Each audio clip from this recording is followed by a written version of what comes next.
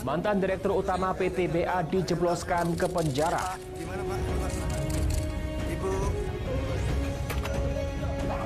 Pelaku begal babak belur dihajar warga. Sriwijaya FC tidak gentar walau masuk dalam grup neraka.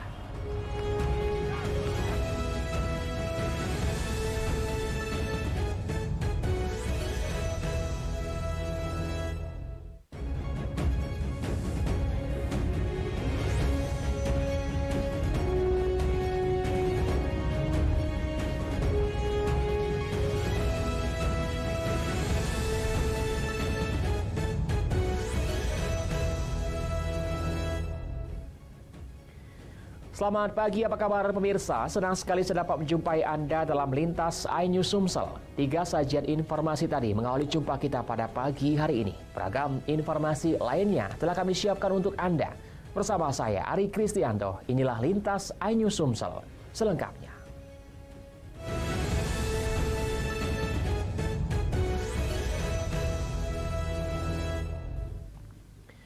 Pemirsa, pasangan suami istri meninggal dunia akibat dihantam mobil truk yang dikemudikan dalam kondisi mengantuk. Walau pelaku sempat mau melarikan diri, namun berhasil ditangkap polisi.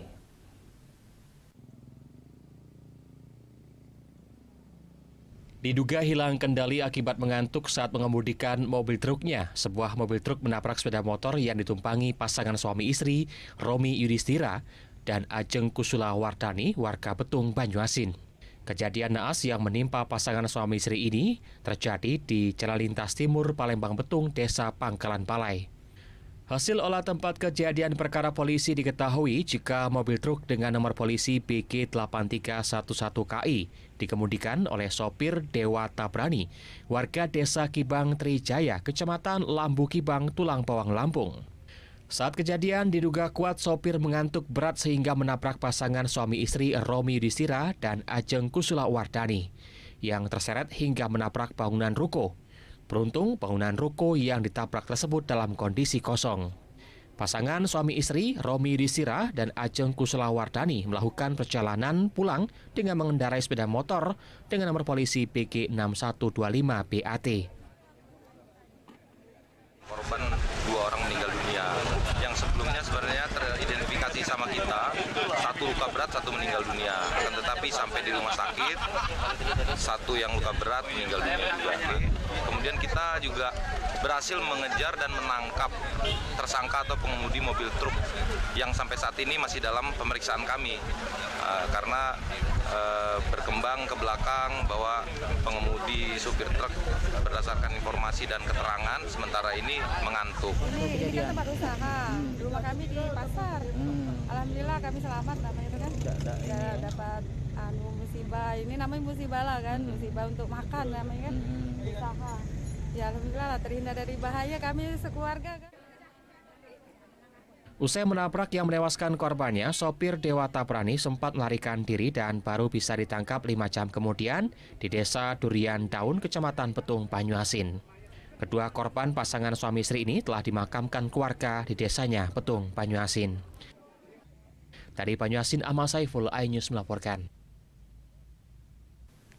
Direktur Utama PTBA periode 2011-2016, Mila Warma dan Wakil Ketua Tim Akuisisi Saham Nurtima Tobing ditetapkan sebagai tersangka dalam dugaan terlibat korupsi dalam proses akuisisi saham PT Bukit Asam Tbk terhadap PT Satria Bahana Sarana atau PT SBS.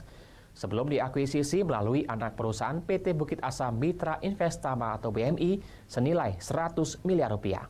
Kedua tersangka dibawa ke Rutan Perempuan Merdeka dan Lapas Pakjo, Palembang.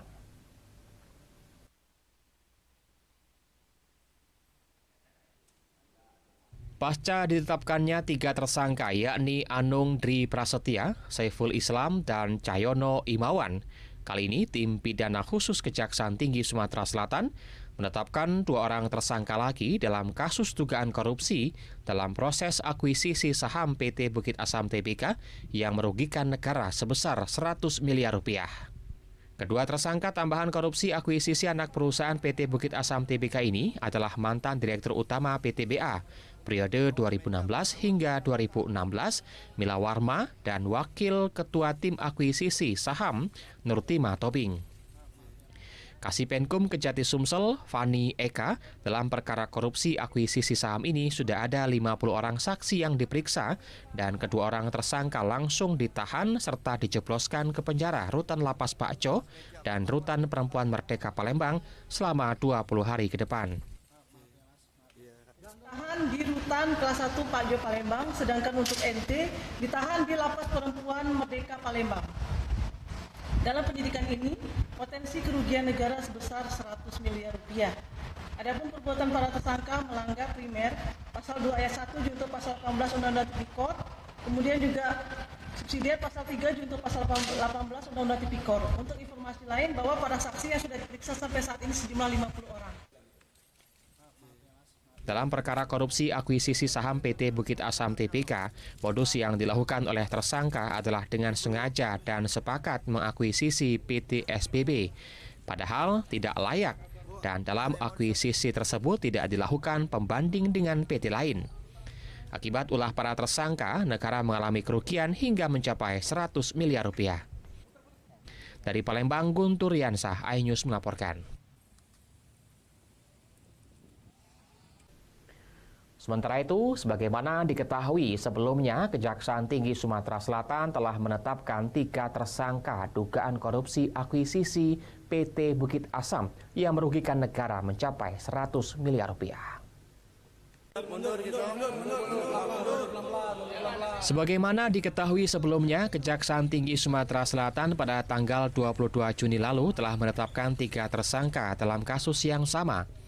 Mereka adalah Anung Dwi Prasetya, mantan Direktur Utama Pengembangan Usaha PT Bukit Asam, Saiful Islam, Ketua Tim Akuisisi Penambangan PTPA, sementara itu Cahyono Imawan selaku Dirut PT SBB yang diakuisisi saat pemeriksaan mangkir dari panggilan penyidik.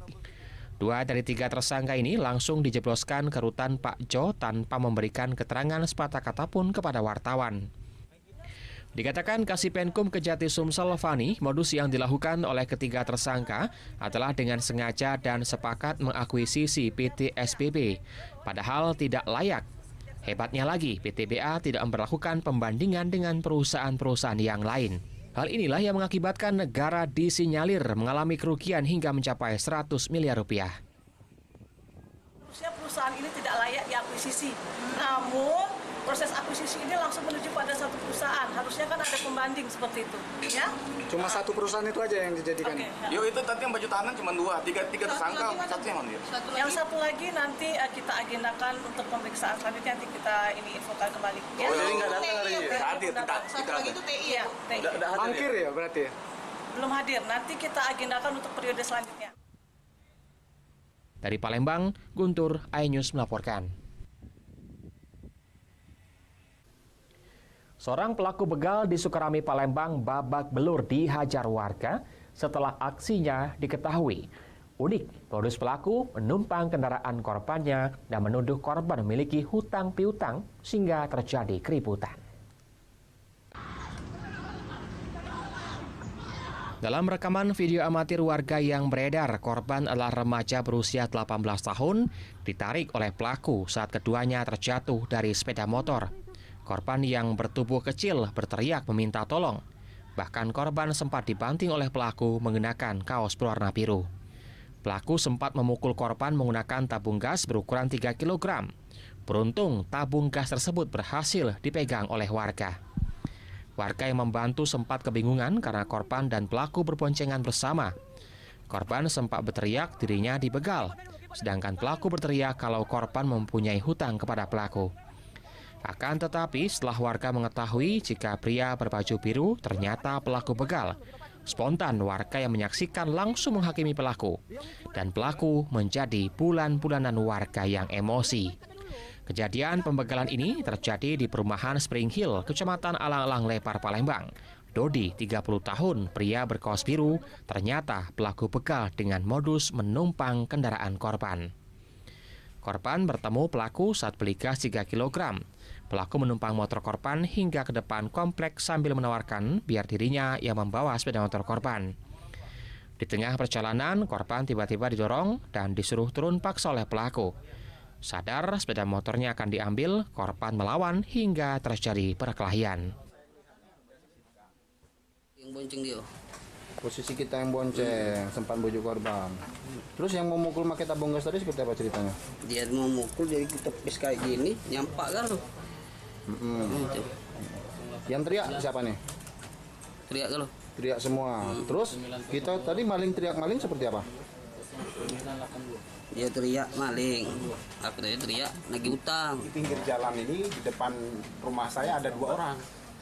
Saling bergulat lah saya lihat itu. Bergulat. Saya tanya samperi yang besar ini. Saya samperi. Pelaku ya? Pelakunya ini saya samperi. Saya bimbang siapa sebenarnya, ada apa, bingung kan. Tapi sempat dia buat drama. Dia ini punya utang sama saya. Pelaku menyetop korban, kemudian minta antar ke suatu tempat. Korbannya dipilih yang anak-anak. Nah, ketika di tengah jalan, pelaku menurunkan korban, kemudian menurun paksa sampai didorong-dorong. Hingga akhirnya terjatuh, kemudian anggota kita melintas bersama warga langsung mengamankan pelaku. Barang bukti kita amankan 1 buah sepeda motor Honda Beat warna hitam milik korban. Dari Palembang, Firdaus, iNews melaporkan. Terbukti bersalah melakukan tindak pidana korupsi program serasi, mantan Kepala Dinas Pertanian Banyuasin dan tim teknis kegiatan serasi dijatuhi hukuman oleh Pengadilan Negeri Palembang 6 dan 7 tahun penjara.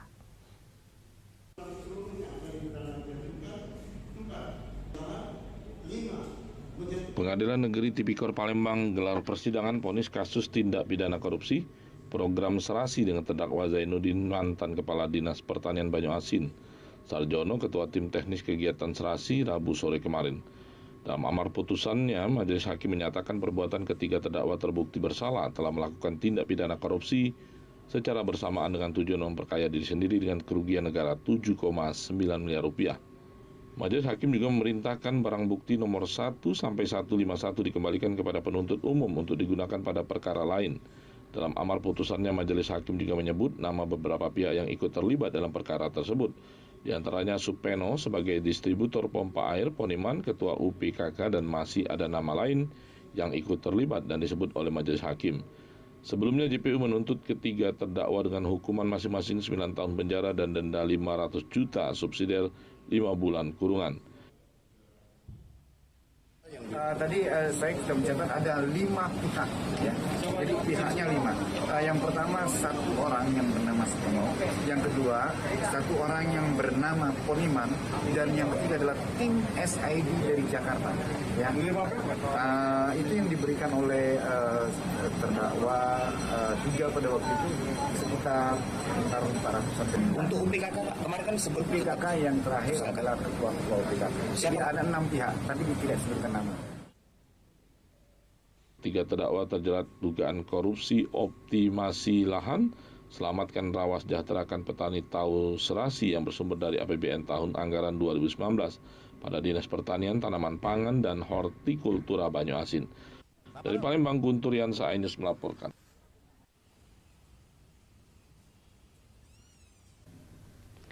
Pemirsa, usai jeda kami akan segera kembali dengan informasi kicau burung mania semarakan HUT RI ke-78 tahun di Kabupaten Banyuasin. Tetaplah bersama kami di Lintas iNews Sumsel.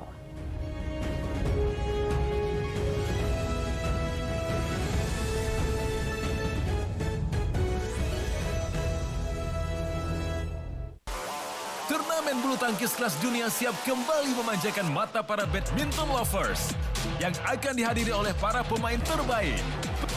Japan Open 2023 di MNC TV, iNews. Single man, tunjukkan pasanganmu. Oh my God. Ya Allah, Kak Angel dari pas buka ya.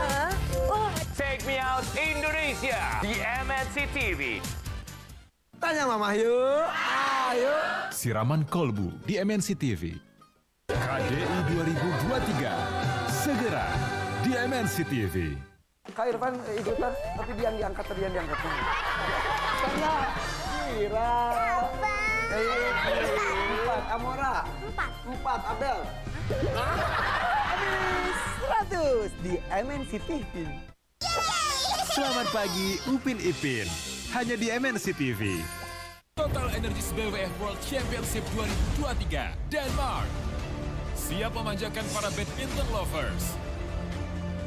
Turnamen prestisius di tanah Eropa untuk menentukan siapakah para pemain bulu tangkis terbaik di dunia.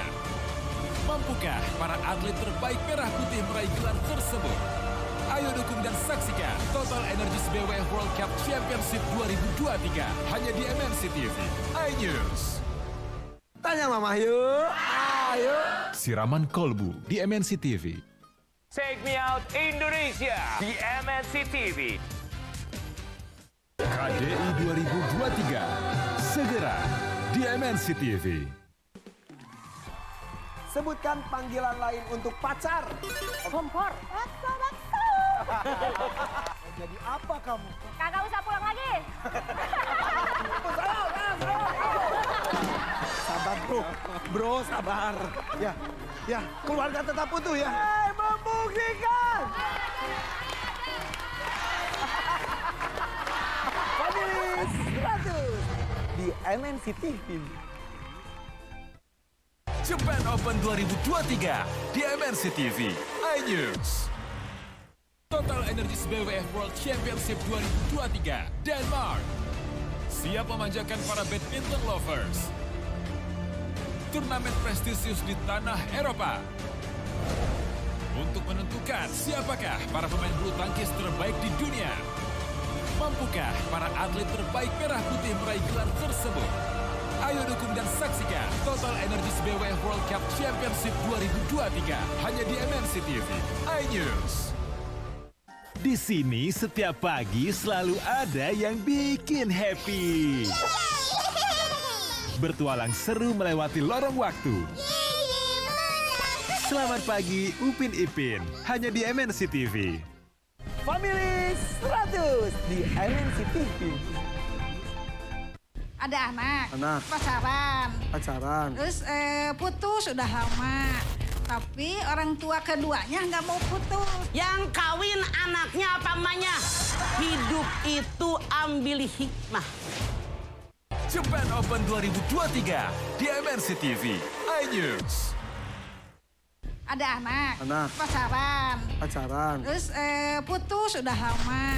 Tapi orang tua keduanya nggak mau putus. Yang kawin anaknya apa emaknya? Hidup itu ambil hikmah. Family 100 di MNC TV. Halo pemirsa setia MNC TV wilayah luar Jawa. Scan ulang STB atau TV digital kamu sekarang. Apabila mengalami kendala siaran, segera hubungi MNC TV layanan solusi TV digital melalui call center berikut. Take Me Out Indonesia di MNC TV. Selamat pagi Upin Ipin, hanya di MNC TV. Di mana kalau nonton MNC TV di mana? Gampang.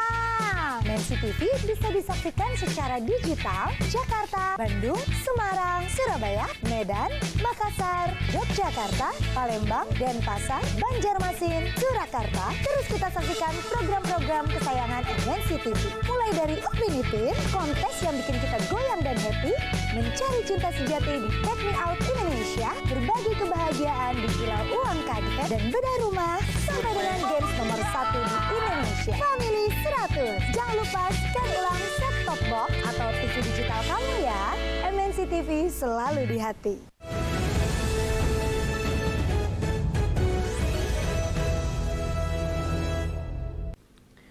Anda masih bersama kami di Lintas iNews Sumsel. Pemirsa, menghadapi Liga 2 yang akan dimulai dipertandingkan pada 10 September mendatang, pelatih kepala Sriwijaya FC tidak gentar, di mana dalam penarikan undian Sriwijaya FC masuk dalam grup neraka.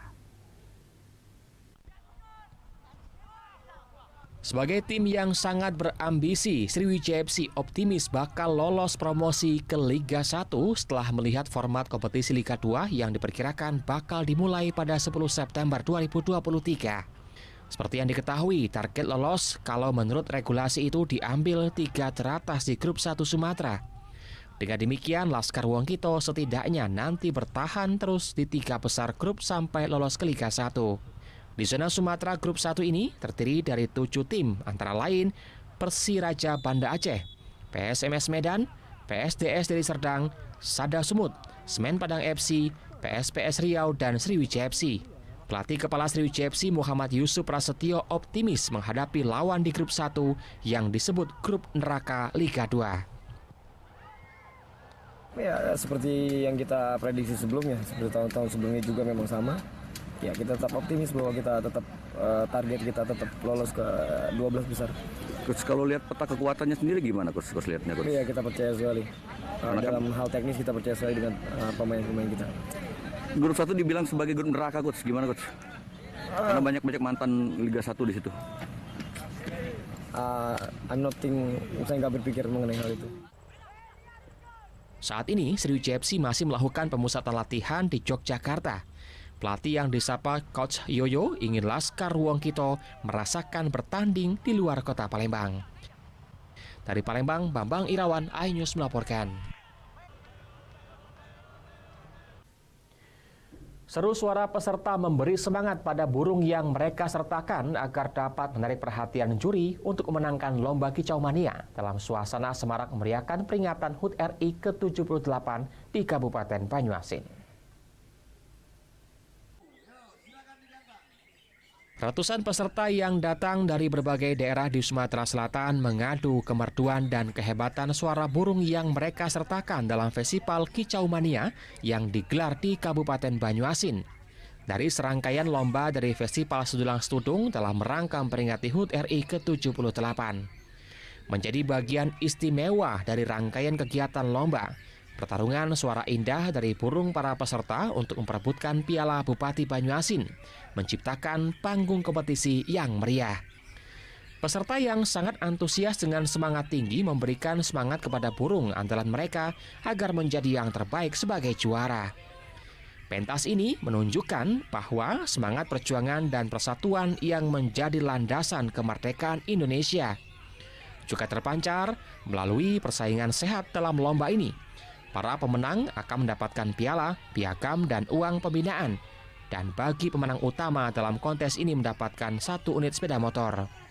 Lomba kicau burung dari jenis burung murai batu, kacer, cucak hijau, lovebird, dan kapak tembak ini akan terus digelar secara berkala karena berfungsi sebagai sarana untuk mempererat tali persaudaraan. Tidak hanya dalam wilayah Banyuasin, namun juga dengan komunitas kicau mania di Sumatera Selatan.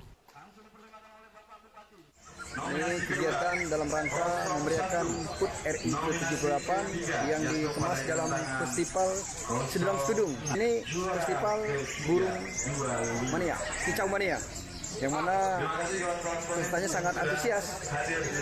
Kita dari panitia menyiapkan 1 buah sepeda motor yang tadi sudah diserahkan oleh Pak Bupati. Dan insya Allah ke depan akan kita laksanakan lagi di kegiatan yang sama ini, guna menampung para hobi-hobi burung yang ada. Dari Banyuasin, Ahmad Saiful, iNews melaporkan. Pemirsa, informasi tadi mengakhiri jumpa kita pada pagi hari ini. Jangan lewatkan lintas iNews Sumsel Senin sampai Jumat pukul 5.30 waktu Indonesia Barat. Saya Ari Kristianto mewakili teman-teman yang bertugas mengucapkan terima kasih atas kebersamaan Anda. Selamat pagi dan selamat beraktivitas.